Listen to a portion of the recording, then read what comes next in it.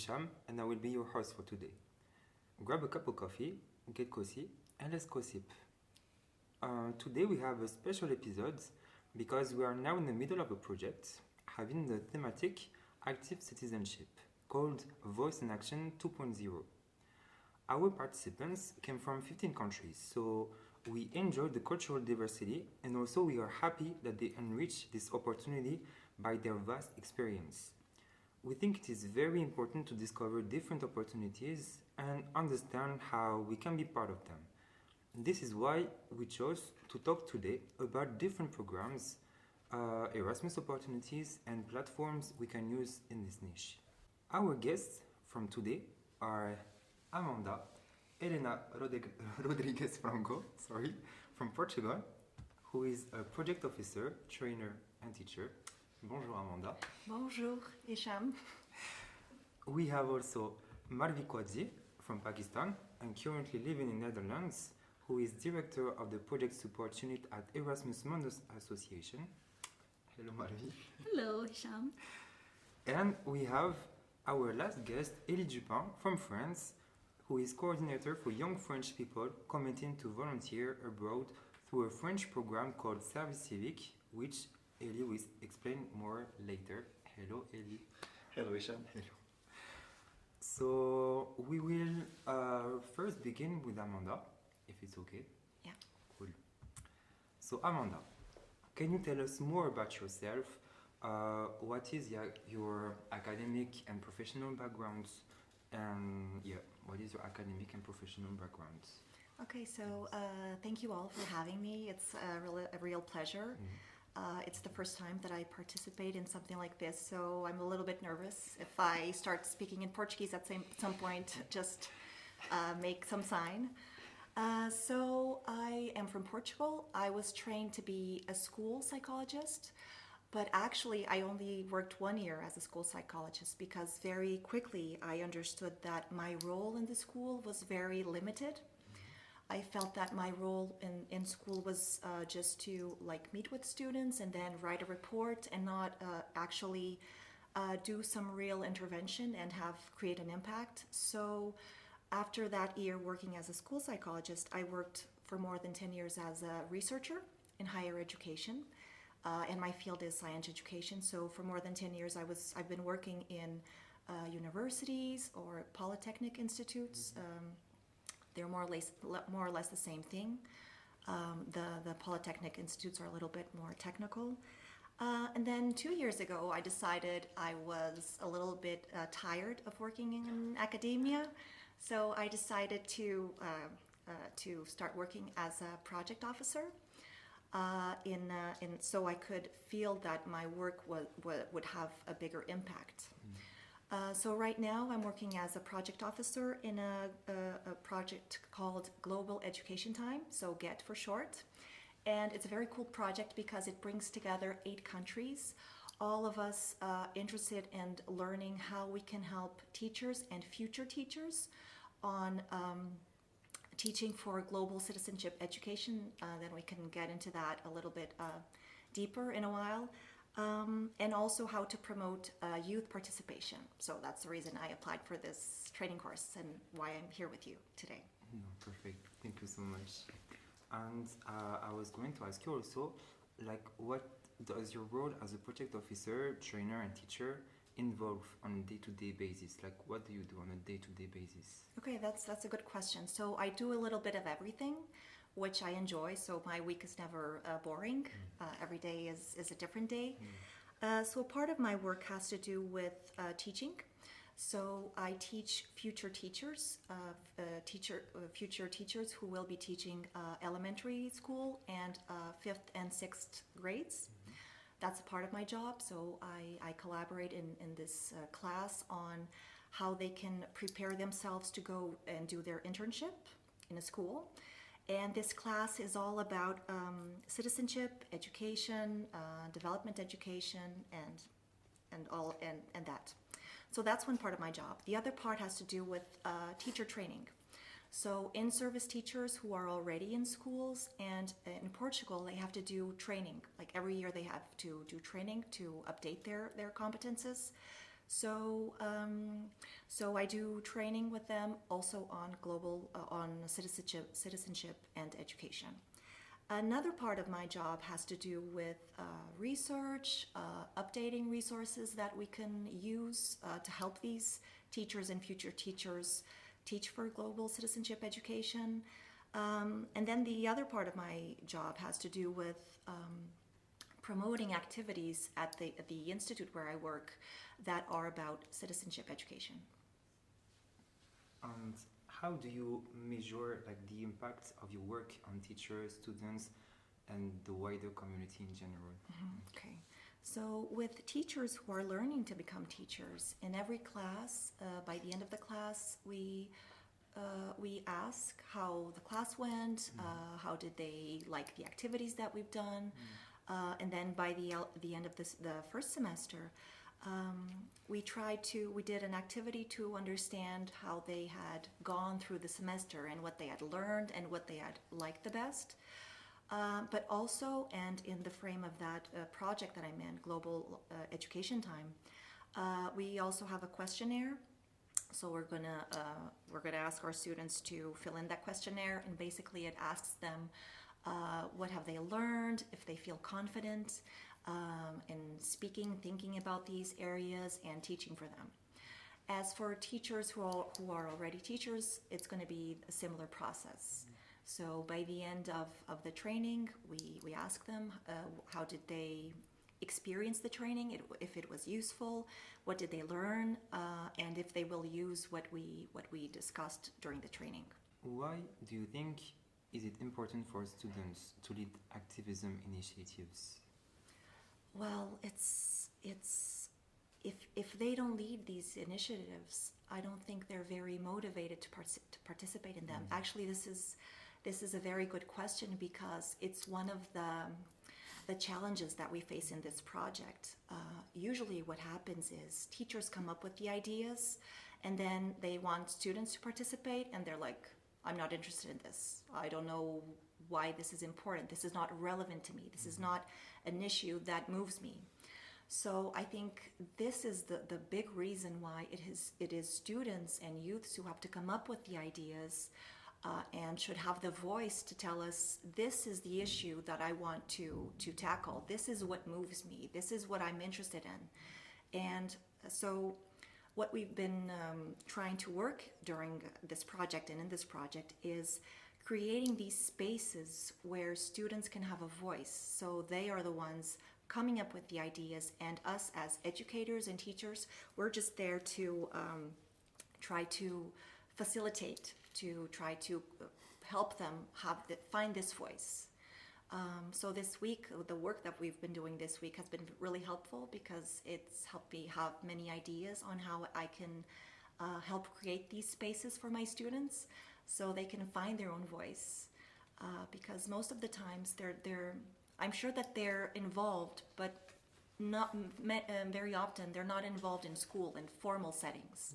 They're involved in their own spheres and their own groups, but not in the formal setting. So I think our challenge as educators and trainers is to not try to create these spaces and then invite them in. No, it's their space. We're just there to facilitate. No, I'm really happy that what we're doing this week is useful. Very useful, very useful. I'm very happy. So cool. That's so cool to hear that. Good. Also, what advice would you give to educators who want to integrate like global citizenship education into their teaching, but don't know really where to start? Okay, great question. In Portugal, teachers do not have specific training on how to do this. Luckily, citizenship and education is part of the curriculum. So teachers, there's not one specific teacher who should teach for this. Any teacher can, like I can be the math teacher and be asked to teach citizenship and education class. So first I would say, be curious. Don't assume that you know everything or that everything is already seen. Try to be curious about things and try to follow your class's curiosity. Instead of coming with an idea that is already decided, no, listen to your students, find out what they're interested in, what moves them, and then try to create activities in which they can learn what to do about that issue that they're concerned about.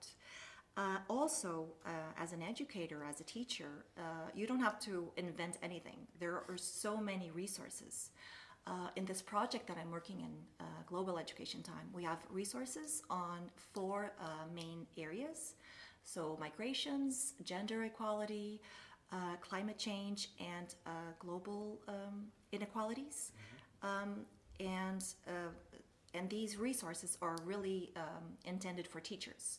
So if you're a teacher and you don't know anything about gender equality, you know it's important, but you don't know how to work with it, about it in your class, this is an example of a resource that you can use, but there are others.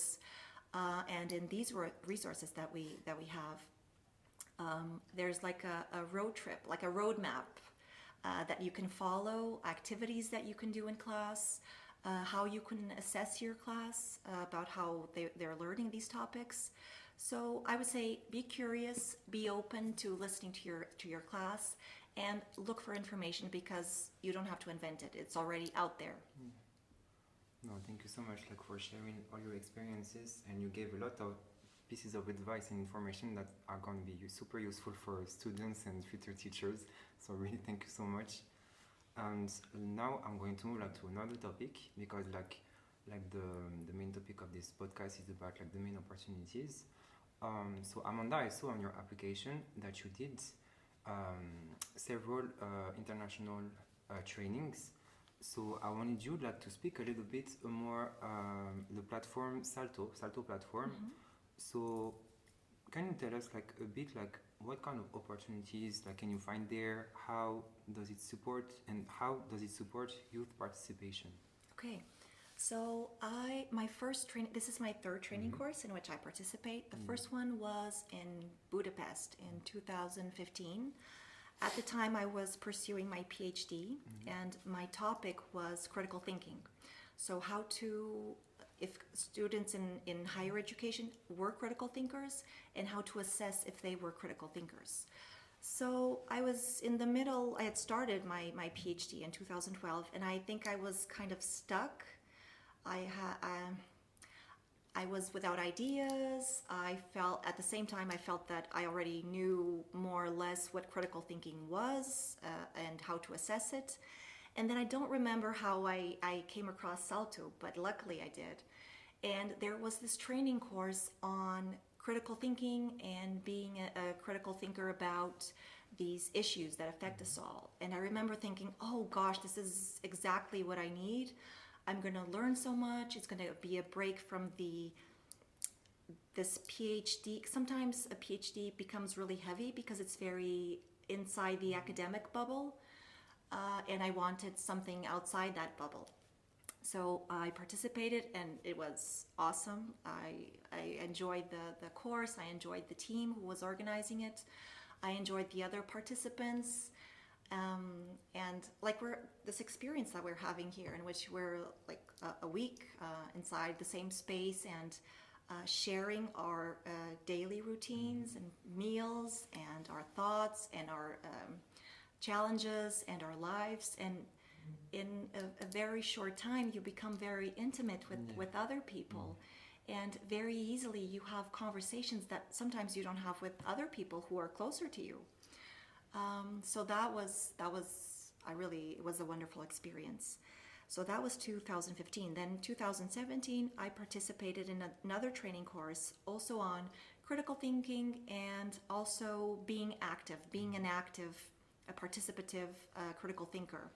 And that one was in Bonn. And again, it was just what I needed. At that time, I had finished my PhD. I was pursuing a postdoctorate in another city, another university, and I didn't go because I needed new ideas. I just knew that since I had that experience that was so good the first time, I knew that I could not miss that opportunity. And the other day when we were listening about ESC by Manon and Mathilde and Victor, I was thinking there are so many opportunities nowadays for young people to go and learn from other people from different countries and different experiences and live abroad and take this time off life in which you can decide what you want to do with your life and what impact you want to have. And I was thinking that I came across these things too late. So some of the opportunities, they're not for me anymore because I'm older than 30 and 31, let's say that. Oh my God, it doesn't show. I'm almost in my 40s. But in my head, I'm 25, so perhaps that's why. I bet we have the same age. It doesn't show, like, really.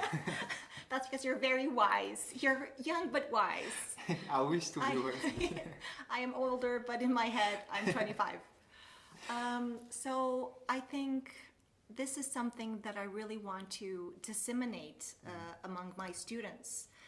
Like when I go back to Portugal and I go back to classes, I really want to let my students know that these opportunities are open and that life is short, and if you want to live a meaningful life, you have to find out what path you want to create for yourself and what impact you want to create. And I think this kind of opportunity is wonderful for that.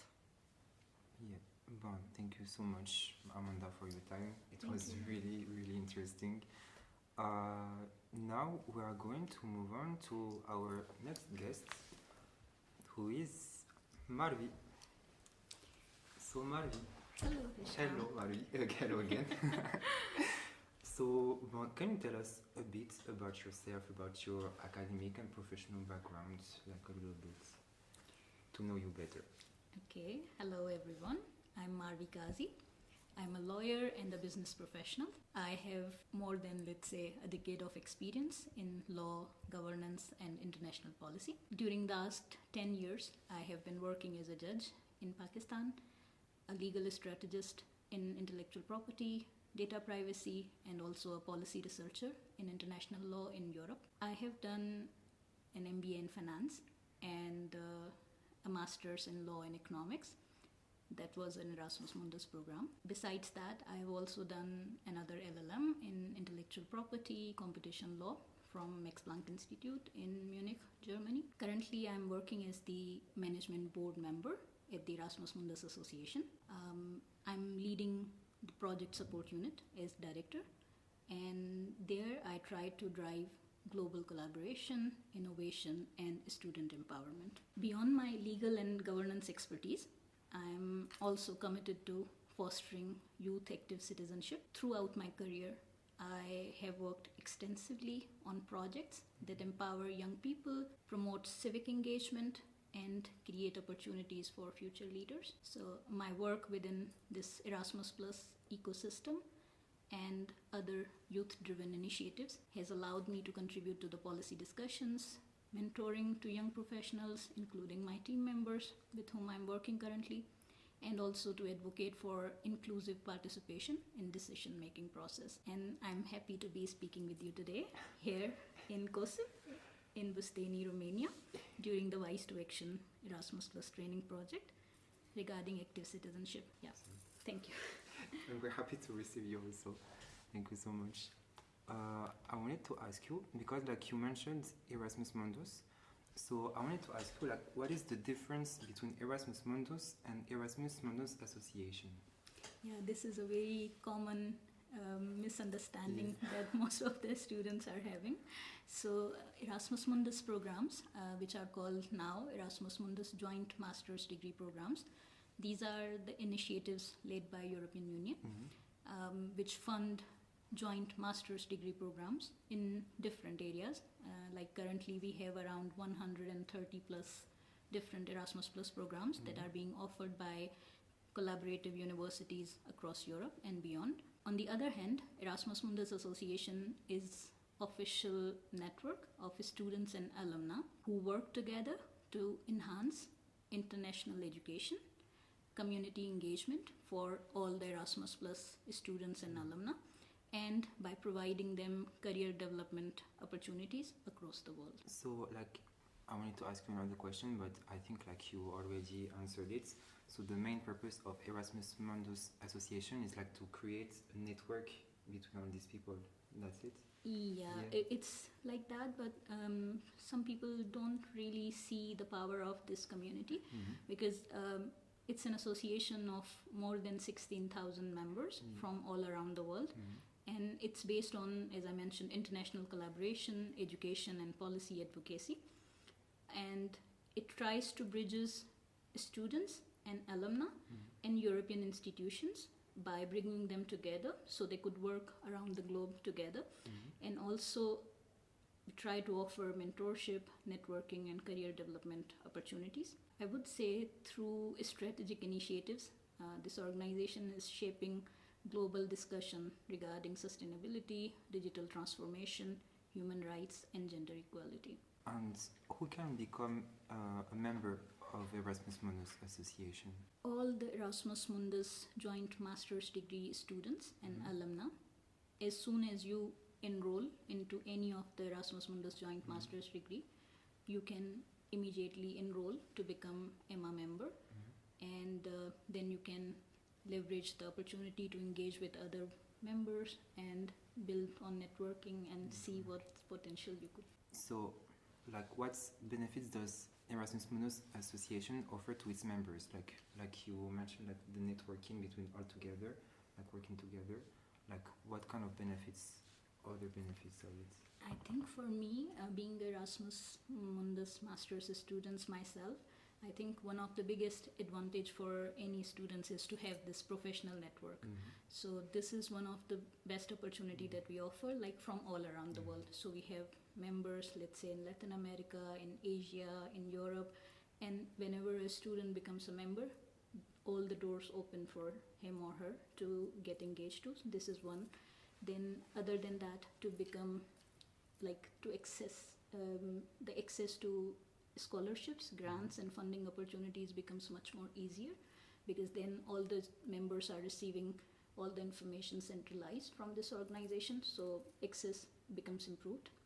Then if they become member and also volunteer, because I didn't mention before, but it's a completely volunteer-based organization. We have currently more than 350 volunteers from all around the world who are working. So we try to, not we, but we together try to enhance our own skills through training, mentoring, and projects participation. And some of us, when they take initiatives, they turn out to be the leaders in their own professional life as well through volunteering. So I think this is a huge benefit. Also, I wanted to ask, how can applicants tailor their motivation later to match the specific project they're applying for? Like, do you have some advices, some pieces of advice to give them to tailor them later motivation? Because it's really a struggle for a lot of people, including me, to be honest. I completely understand it. It has like two prongs to it. So one is a student, when we are applying for Erasmus Mundus master's degree and we are submitting our motivation letter and thinking, okay, what should I include and what should I not include? And then being a director of project support, when writing project applications, the same question comes. Okay, so when writing the project, which aspects should I be covering? So I would try to answer address both questions together.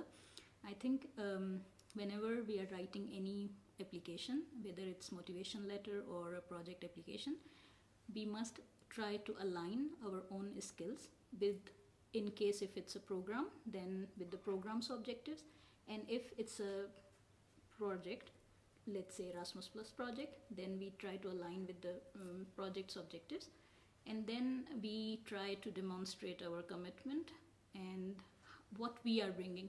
Like most of the times when we are writing motivation letter for any of the program, we mention that, okay, this is the benefit that I would like to receive by enrolling in this program. But we often neglect or do not actually have confidence in ourselves to write that I am also, as a person, I have this much of experience and value that I could also bring to the program and add value. So I think that's a very important thing that should be mentioned. And also, how do we provide these sort of examples? We try to provide concrete examples from whatever we have done in the past, and try to make our motivation letter or project application really smart, like following SMART principles. So I think that's the key. What advice would you give to young professionals who want to get involved in EU projects and youth work? Yeah, that's a very interesting question. And honestly speaking, coming from Pakistan, where I have never been exposed to this kind of opportunities as a youth, I feel like there is a lot of opportunities and available for the youth in the European Union. And the thing is, people are not informed or aware. And from my perspective, I think the more important thing is that they actively look for these opportunities by trying to, like, these days with digital technologies, everything is available online, and when we try to find information, it becomes easier. So I think we should actively look for the funding opportunities and different initiatives by, like, keep on educating ourselves by ourselves. And also we try to build a strong network. For example, during this week that we have been here in Bushteni, we have developed or forged so many friendships, and obviously we would be staying in contact, and through each other we would be learning about several other initiatives and opportunities in the future. So I think that's the key. One other thing that I really admired during this week about that Amanda also mentioned regarding ESC projects, the information that she received. Me also, I'm also in my late 30s. And I think this is the kind of information that we are receiving here, or the youth is receiving here, regarding different opportunities related to either ESC, young entrepreneur, European young entrepreneur programs, or even youth exchanges. For me, like, the advice would be to try to make the most out of it, whatever information you are receiving. Can you share your journey from being a participant in Erasmus Plus projects to leading and mentoring others? This is a very interesting question. I joined my first Erasmus Plus Youth Exchange just last year in April 2024. I went to a European country to have a youth exchange for a week. It was about data privacy, and the age was 18 to 25 or 28, but obviously as a group leader there was no criteria, lucky me. So I went there, and that's how I actually got to know about Erasmus Plus projects. But before that, I was only aware of Erasmus Mundus joint master's degrees. And then I think this world of Erasmus Plus is so amazing that once you enter into it and you try to actively look for opportunities, then the opportunities keep on coming to you. And then it's more like you want to do many things, but then you have to decide, okay, what do I want to do? So I started from there, and then I joined Erasmus Mundus Association as Director of Projects, and currently I am running for elections to become president of my organization. Wow. So this shows you that how much the journey has been during this 1 year. I think it opens a lot of doors of opportunities for us. I would also like to share a little bit about, like, what would I do as EMA president, or why I want to be. I think for any organization, especially in the public sector or in the social sector especially, it's really important to have a strategic objective. And for NGOs especially, it's really important to have a sustainable funding, so the organization is financially sustainable and transparent. And that's my, like, biggest goal, that for achievement of this goal I have applied for this position, and let's see how it goes. Tomorrow is the online debate for my presidency, so let's see how it goes. Oh my god. No, thank you so much, Marvi, like, for sharing your knowledge and pieces of advices, because it's going to be super useful, I think, for our listeners and for myself also. So now we are moving to our last guest, who is Elie. So hello, Elie, again. So can you tell us more about yourself, back professional, academic background, please? Hi again, Hicham. So I'm Elie Dupin, and my background. I studied law and economics for a bachelor, like a long time ago, and while I was in a master in international law, I wanted to do some volunteering to take a break first of academic life and also have some experience because I wanted to move towards master in humanitarian law, so to have better CV. But after discovering volunteering, I never went back to university. I realized that I was not really academic person, and I kind of forced myself until some level, and I was like, okay, let's stop and let's try to do something different.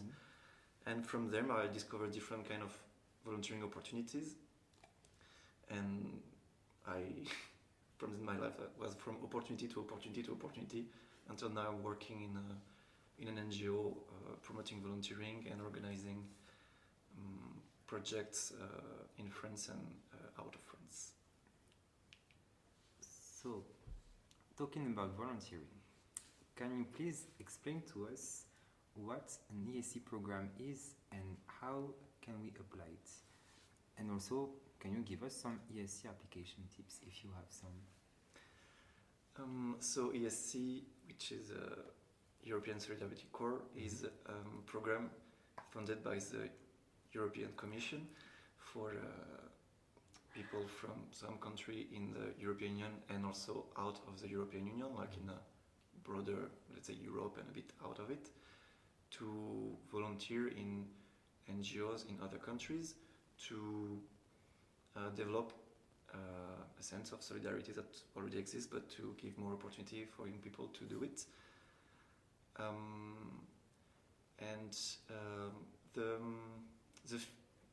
The topics are really different. I mean, almost everything is there, from office volunteering work, environmental work in eco farming or other kind of eco project, in facilitating activities with children or people with facing different kind of obstacles, and how can we help.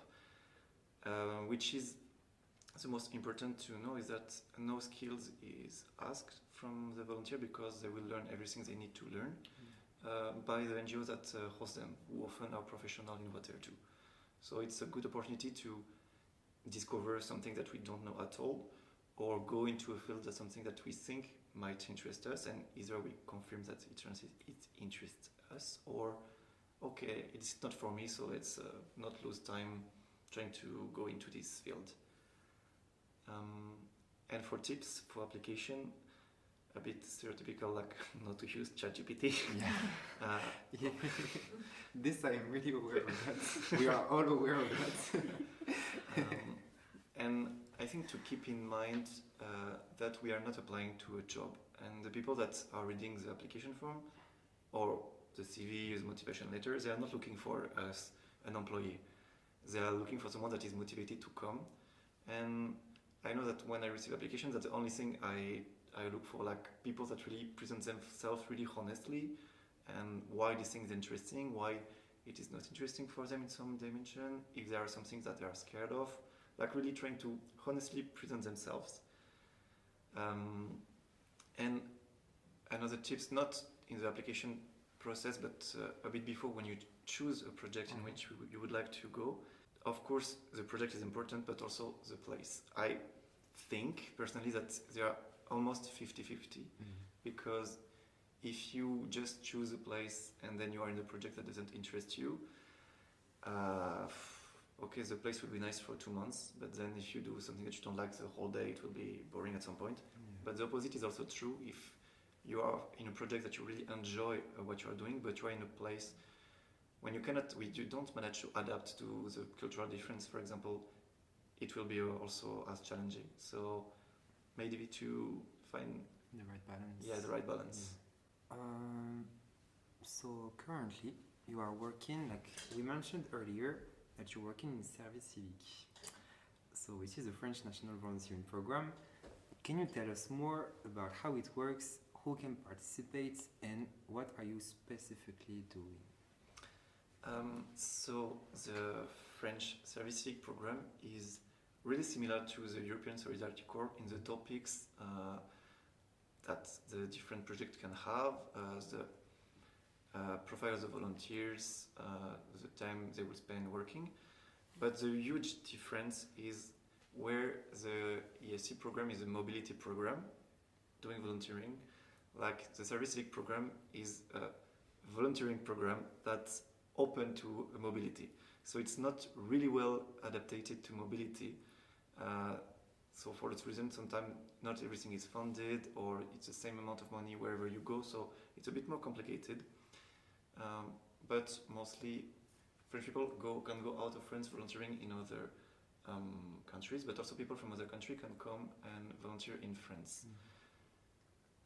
The main difference is like also in ESC, I will compare the two programs because I think it's easier to picture a bit like that. In the ESC program, the NGO that hosts the volunteer will receive the money, and they will have to take care of the accommodation, giving food allowance and pocket money to the volunteer. But in the Service Civic program, it's the volunteer that will receive everything and have to take care of everything with it.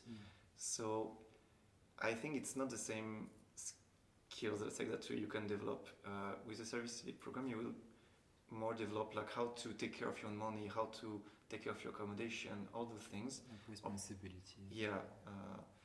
So it's two different programs, but for example, when I introduce them to people in France, I don't say choose one or the other, like do both, they are different programs. And actually right now, the French government tried to implement more this international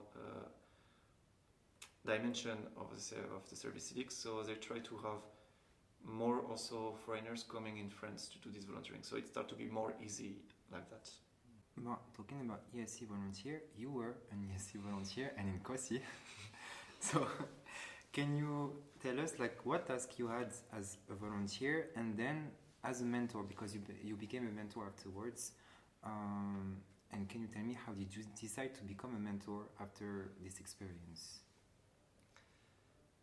So when I was a COSI volunteer, the project was about raising awareness to different topics that we would find following the United Nations calendar, and also promote European opportunities. My volunteering happened in 2020 and 2021, so in the middle of COVID. So we had to adapt a bit, and it was more toward online campaigning, which is something that I would not have chosen if I had the choice, but then I discovered things that I didn't know, and I ended up enjoying. So in the end, it was something good. But also I wanted to develop skills in facilitation because I knew it's something that I liked.